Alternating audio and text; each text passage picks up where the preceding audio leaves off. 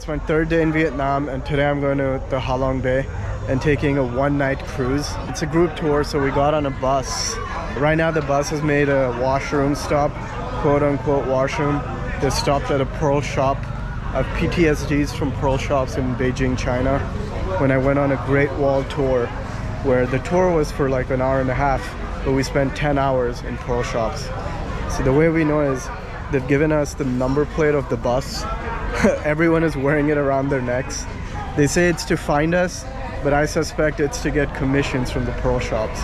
Right, that right there is our cruise. Want to try some traditional Vietnamese wine? Sure, yeah, okay, thank you. Straight?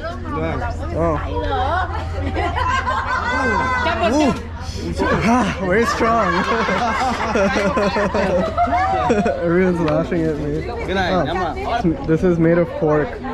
Everyone's looking at me, so I have to eat it. Good, yeah. So people here seem very nice. They just offered me a shot of their local traditional wine, and then I also tried like some pork thing. There's so much leaf that it's covered in. They're offering us 3 of them, but my parents don't eat meat. They're like, yeah, this looks like meat. And yeah, it was pork.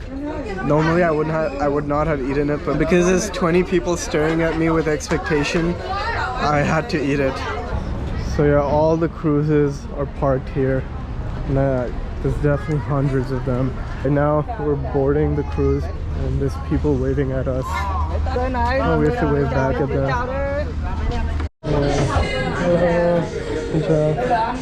Free welcome drink. Hello.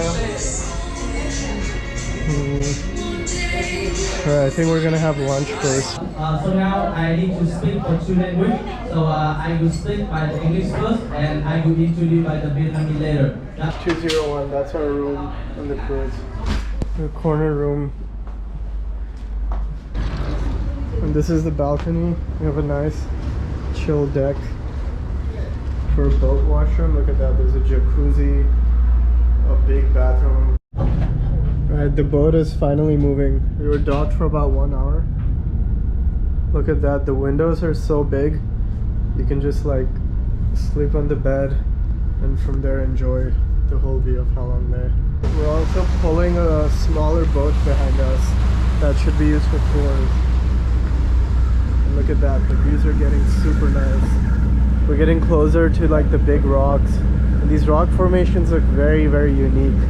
I've seen similar looking rocks in the Philippines, but the water there is light blue, while here the water is like green. We're doing our first activity. We're getting on the boat that we've been touring this whole time, and we're gonna go make our way to some caves. These are the caves that we've arrived to. Hang Sung Sop. So it's literally a sea of human beings. Look at that. Oh my God. I don't think I've ever seen these many people in a cave. Oh wow, and look at that. That's cave number 3. It's the biggest. It's huge. It literally looks like out of a movie set. I don't think I've ever been into a cave this big. This is just huge. Alright, check this view out. It's beautiful. And we're done with the cave. Now we're gonna make our way down. After the caves, we're at stop number 2. It's called T-Top Island. It seems like there's a beach here. Check out the view from this beach. It's gorgeous. And even the water is like a lighter color here. But yeah, a lot of people today. It's insane. We spent an hour at the beach, and now we're gonna make our way back to the cruise. The rooftop of the cruise with like a 360-degree view of Halong Bay. You have a beautiful sunset right now. Just check that out. That's insane. It's so beautiful. Wow. Sun is almost set. I'm having some wine and snacks. Alright, so we're having a Vietnamese spring roll cooking class here. Hey mommy, I'm got on TV. What's the paper made of? Like rice? Rice paper. Such thin rice papers. Alright, so I'm miserably failing at making a spring roll because I've put too much in here. So that's why do it. How not to make a spring roll? No. You let this video do another video, sir. Sir. That's my mom's spring roll. That's mine. Clearly, you know who's cooked for me the whole life.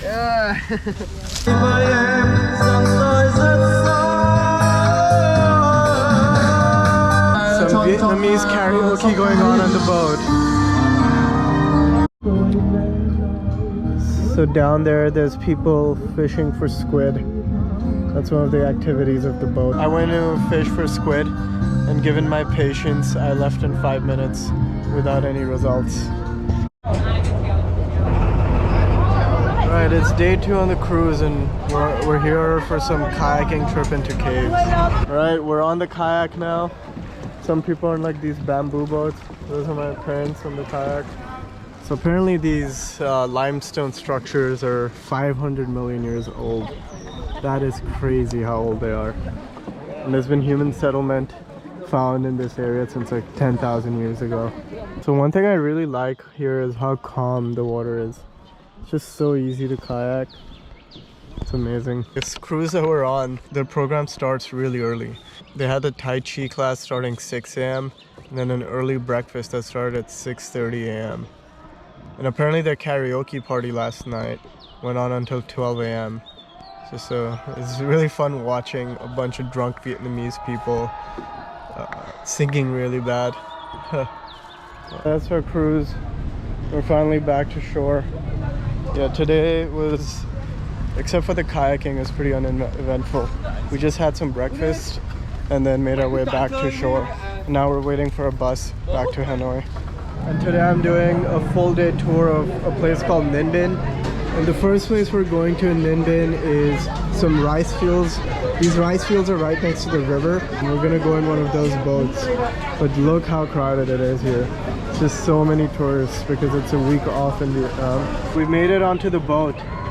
And calling this a boat would be an overstatement. It's more like something in between a canoe and a kayak. Feels very local though, the boats. And we're also gonna pass 3 caves. Apparently Tam means 3, Kok means caves. Yeah, Kok means caves. That person's paddling with his feet. What a pro.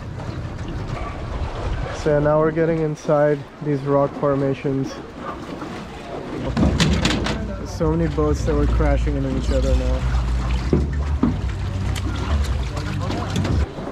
Alright, we're gonna go in that first cave right there.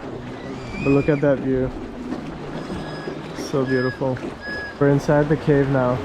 It's not that creepy because they have lights here. I hope there are no bats because I'm really scared of them.